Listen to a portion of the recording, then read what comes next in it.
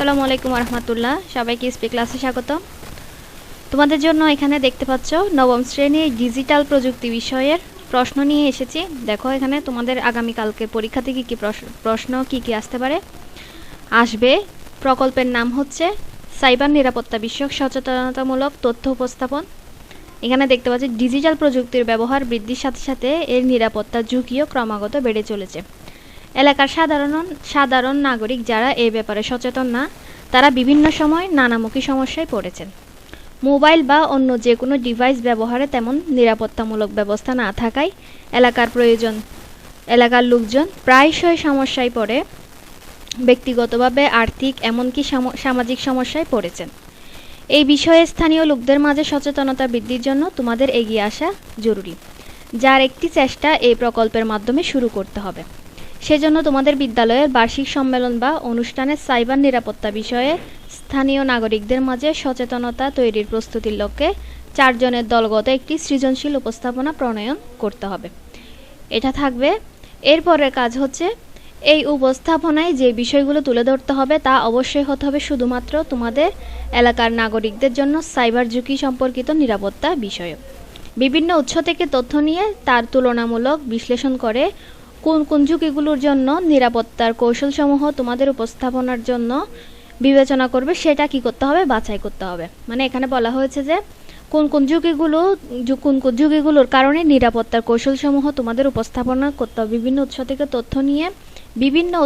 তথ্য নিয়ে তোমাদের কি কৌশলসমূহ কি করতে হবে, উপস্থাপন করতে হবে। প্রতিটি উপস্থাপনার উপর দলভিত্তিক বুকলেট তৈরি করতে হবে, যা সম্মেলন বা অনুষ্ঠানের দিন তোমাদের শ্রেণীর স্টলে প্রদর্শন করতে হবে। সম্মেলন অথবা অনুষ্ঠানে তোমাদের উপস্থাপনা বিষয়ক একটি প্রচারণার তথ্য স্কুলের গুগল সাইটে কি করতে হবে, প্রদর্শন করতে হবে। কাজের ধারাবাহিকতা। কাজ 1, নিজের এলাকায় নাগরিকদের জন্য সাইবার ঝুঁকি চিহ্নিত করার জন্য সম্ভাব্য সাইবার নিরাপত্তা ঝুঁকিগুলোর নাম ও কতজন কোন ঝুঁকির কথা উল্লেখ করেছে তার উপাত্ত অন্য দলের সদস্যদের নিকট কী করতে হবে, সংগ্রহ করতে হবে।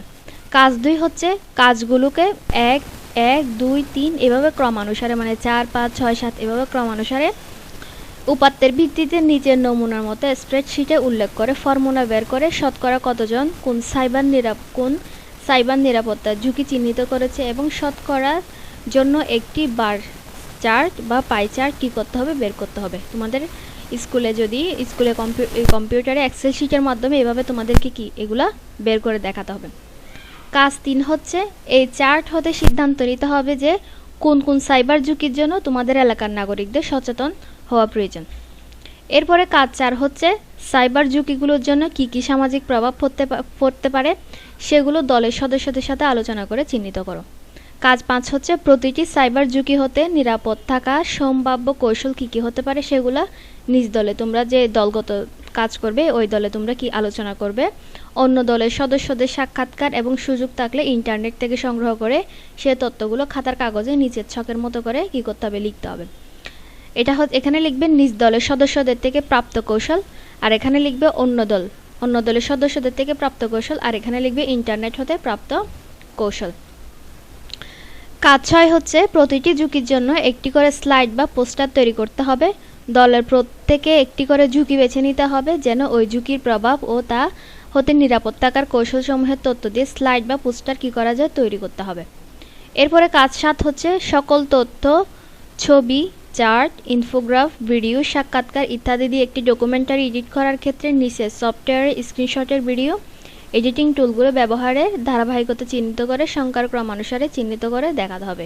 সেই ক্রমানুসারে ভিডিও এডিট করার ধাপগুলো ফ্লোচার্ট নিজ নিজ খাতায় উল্লেখ করতে হবে।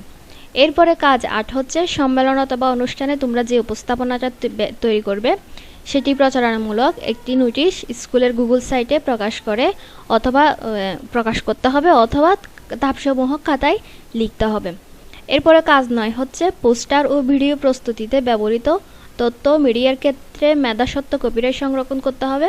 এই জন্য তোমার ভিডিওর ক্ষেত্রে মেধাস্বত্বের কোন কোন বিষয়গুলো প্রযোজ্য তা যুক্তি সহকারে লিখতে হবে। এরপরে কাজ 10 হচ্ছে প্রত্যেকে যার যার খাতায় প্রজেক্টের দলের সদস্য হিসেবে নিজের দ্বারা সম্পন্নকৃত কাজগুলো উল্লেখ করবে। মানে তুমি কোন কোন কাজ করেছো সেই কাজগুলো তোমরা খাতায় করবে, উল্লেখ করবে। এই হচ্ছে তোমাদের আগামীকালকের পরীক্ষার প্রশ্ন। ভালো করে দেখে নাও এখানে। আমি আস্তে আস্তে স্ক্রলিং করছি।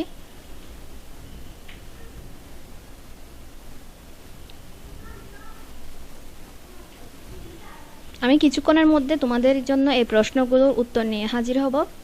আশা করি অবশ্যই সাথে থাকবে। কিছুক্ষণের মধ্যে এই প্রশ্নগুলোর উত্তর নিয়ে আমি আসব। সে পর্যন্ত ভালো থাকবে। খুদা হাফেজ। আসসালামু আলাইকুম।